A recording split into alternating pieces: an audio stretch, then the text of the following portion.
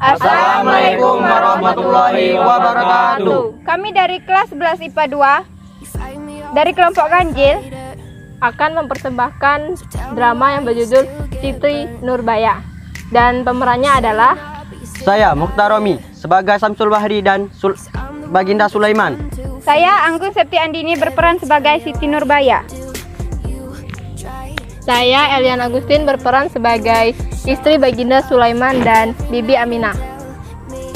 Saya Angga Permana berperan sebagai Datuk Maringgi. Saya Iksan Hidayat berperan sebagai pengawal 1. Saya Diki Fernando berperan sebagai narator dan prajurit 2. Benarkah itu yang terjadi, Siti? Sebenarnya Pengawal, mana kau pengawal? Aku bingung kalau kita dalam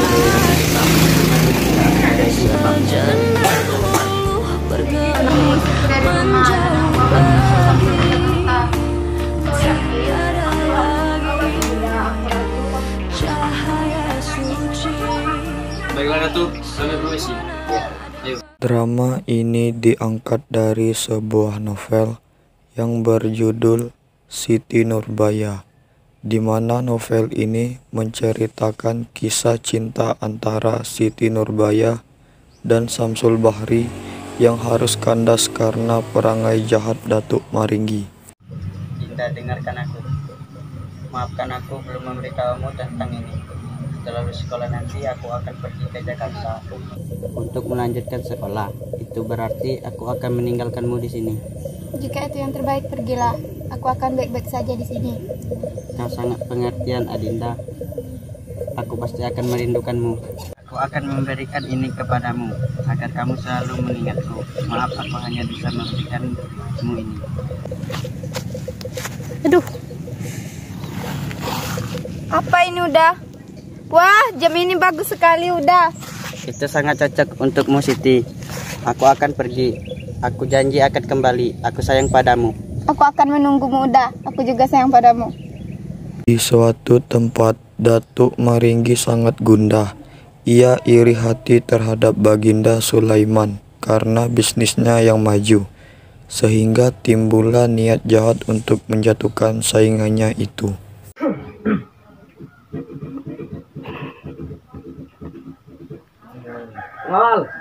Pengawal, mana kau pengawal? Sini kau.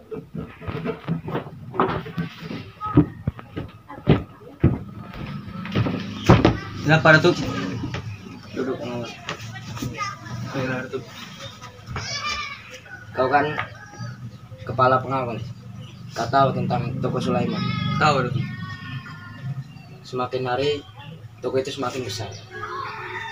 Bisa-bisa dia menyaingi toko kita. Aku ingin kau ke sana dan membakar habis toko itu. Bawalah semua teman. Diki, mana Diki? Ada apa, Ketua? Malam ini kau ikut aku. Kemana, Tuan? Kita akan membakar toko Sulaiman. Baiklah, Tuan.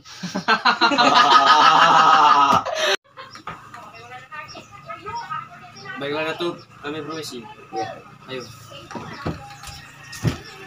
Malam harinya, pengawal Datuk Maringgi langsung pergi ke toko Sulaiman dan membakar habis toko itu. Terlihat kobaran api yang sangat besar melahap semua toko Baginda Sulaiman. Baginda Sulaiman dan istrinya hanya bisa menangis melihat toko mereka yang habis terbakar oleh api. Mereka tidak mengetahui bahwa sesungguhnya yang membakar toko itu adalah Datuk Maringgi. Setelah itu, istri Baginda Sulaiman pergi menemui Datuk Maringgi untuk meminjam uang.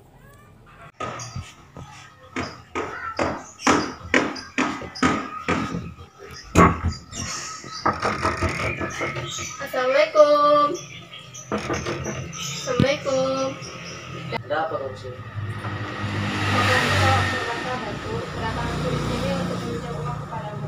Berapa yang ingin kau beli? Ini Datuk.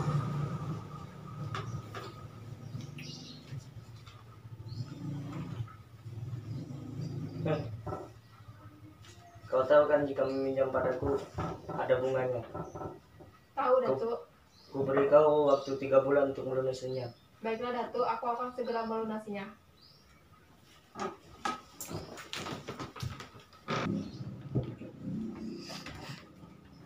Ini sejumlah uang yang kau inginkan. Baiklah Datuk, terima kasih. Kalau begitu saya permisi. Setelah 3 bulan, Datuk Maringgi pun datang ke kediaman Baginda Sulaiman untuk menagih hutang. Aku bingung kalau tidak dalam melunasi hutang. Dengan tidak ada ikan kebab. Tenang Uda, ini mungkin ujian dari yang di atas. Jika saja toko kita tidak terbakar, mungkin hal ini akan tidak terjadi.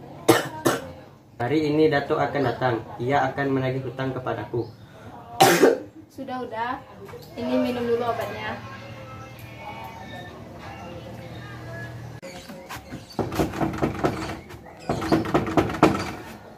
Siapa itu? Mungkin Datuk Maringgi.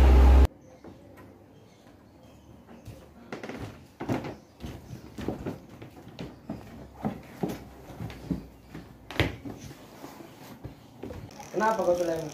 Dia sedang sakit Datuk. Oh, sedang sakit. Kau tahu hari ini tanggal berapa? Aku tahu. Aku hari ini akan membayar hutangku. Syukurlah jika kau tahu. Baiklah, saya akan membayar hutangnya. Ini Datuk semua uang yang kami punya.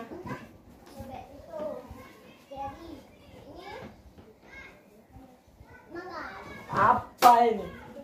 Aku hanya ingin tahu uangku saat ini kembali. Apa yang terjadi, Bu? Ternyata kau memiliki anak gadis kan? Jangan sentuh anakku. Jangan ambil putriku. Diam kalian bro. Kalian masih memiliki hutang kepadaku. Jika ingin hutang kalian lunas, serahkan anakmu untuk kujadikan istri keempatku. Kalau tidak, aku akan memenjara kamu. Kita tidak ada pilihan lain, Ayah. Datuk, aku mau menjadi istrimu. Kabar pernikahan Datuk Maringgi dan Siti semakin tersebar, sehingga Samsul yang sedang sekolah di Jakarta pun mendengar kabar itu. Akhirnya ia memutuskan untuk pulang karena ia ingin mendengar langsung kabar itu dari Siti. Terlihat seorang muda-mudi yang sedang duduk sambil berbincang. Benarkah itu yang terjadi, Siti? Jadi, sebenarnya ayahku telah bangkrut udah. Semua tokonya sudah ludes terbakar. Ayah meminta pinjaman kepada Datuk Maringgi karena tidak dapat membayar hutang. Ayah terancam masuk penjara. Oleh karena itu, aku bersedia dinikahi oleh Datuk Maringgi. Supaya hutang-hutang ayahku dianggap lunas oleh Datuk Maringgi. Oh, jadi seperti itu. Tenang saja, Siti. Aku akan mencari jalan keluarnya. Ya udah. Ketika Samsul Bahri dan Siti Nurbaya sedang asik berbincang, tiba-tiba Datuk Maringgi datang. Siti, apa yang kau lakukan dengan pemuda ini? Aku tidak melakukan apapun dengan Uda Samsul, Datuk. Telah, kau sudah berani berbohong padaku. Hei, awas kau. Berani menyentuh, apalagi menyakiti Siti. Akan kuhajar kau. Oh, kau mau menjadi pahlawan kesiangan? Terima ini. Beraninya kau. Kau boleh menang kali ini Samsul, tapi lihatlah aku akan membalas. Bagaimana ini Uda? Datuk Maringgi marah besar pada Uda dan aku. Kau tenang saja, Siti. Kau tidak perlu khawatir. Ada aku di sini. Sementara itu Datuk Maringgi sedang kesal. Aku akan membalasmu Siti Nurbaya dan Samsul Bahri. Pengawal, pengawal. Ya ada apa Tuan? Sekarang kau pergi ke rumah Sulaiman dan katakan bahwa anaknya sedang berpacaran. Baik Tuan.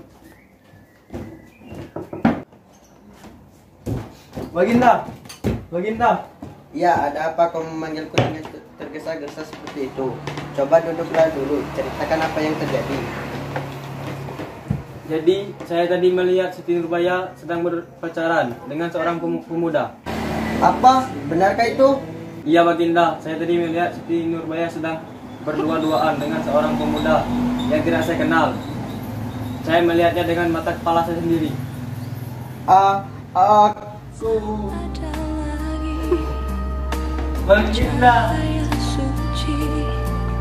Baginda Sulaiman pun meninggal akibat serangan jantung yang dideritanya.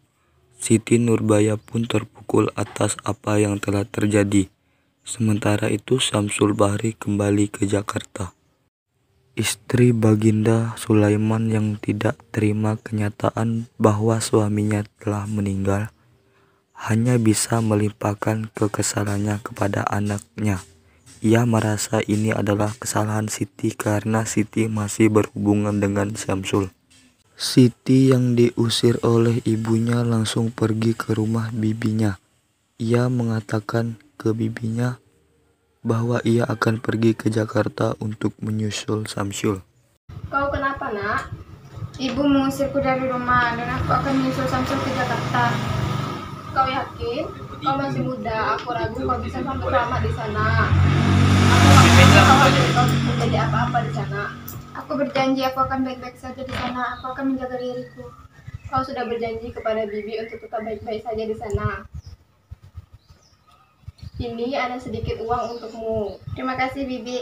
Aku akan mengabarimu jika aku sudah sampai di sana. Ya, sama-sama, Nak. Setelah berkata kepada bibinya bahwa ia akan pergi ke Jakarta untuk menyusul Syamsul, bibinya pun setuju, tapi bibi mengatakan kepadanya bahwa ia harus berhati-hati dengan Datuk Maringgi. Aku mendengar bahwa Siti Nurbaya akan pergi ke Jakarta dan tinggal bersama Syamsul Bahri. Apakah itu benar? Itu benar, Datuk. Saya mendengarnya sendiri dari warga sekitar. Siap.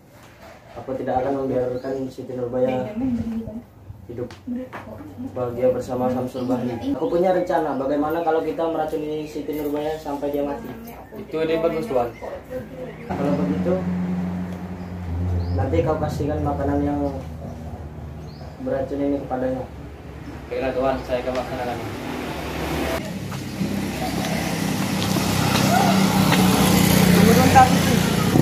Iya, ada apa? Ini ada makanan untukmu. Saya tadi ke pasar membelikan ini untukmu. Terima kasih, aku akan memakannya. Ya, sama-sama, Siti.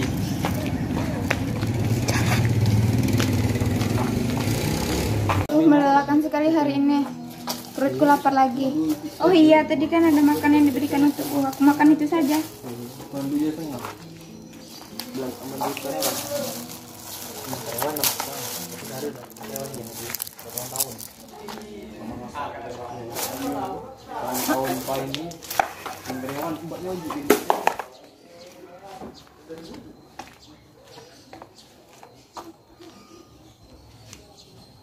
Lima tahun kemudian, Syamsul pulang dari Jakarta dan ia telah menjadi seorang tentara.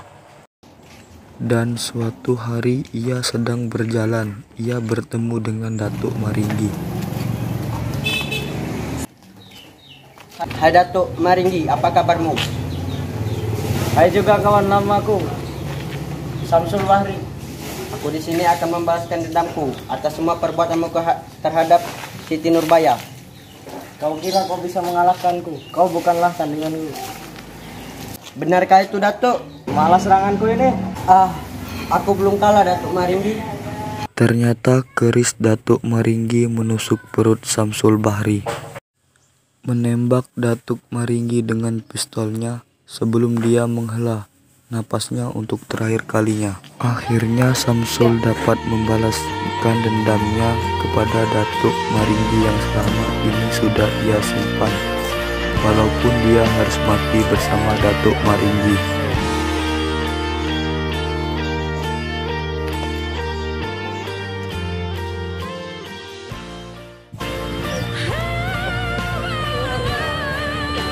Assalamualaikum warahmatullahi wabarakatuh. Kami dari kelas 2. Nah, sama sih. Kita akan membakar toko Sulaiman. Baiklah, Tuan. Oh, dia pakai yang itu. Benarkah itu yang terjadi, Siti? Sebenarnya ya jadi.